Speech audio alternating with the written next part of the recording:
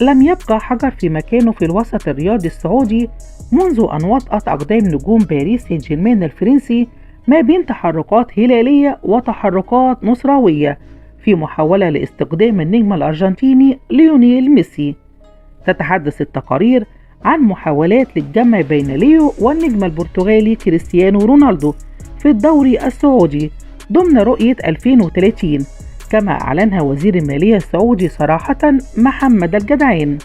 لم يفوت تركي آل الشيخ وزير الترفيه السعودي ومنظم المباراة الفرصة كي يلمح حول هذه المفاوضات، ونشر الصورة الجماعية اللي التقطها رفقة نجوم سان جيرمان ورئيسهم ناصر الخليفي في وجود فهد بن نافل رئيس الهلال ومثلي المعمر رئيس النصر، ملمحا لمفاوضات نصراوية.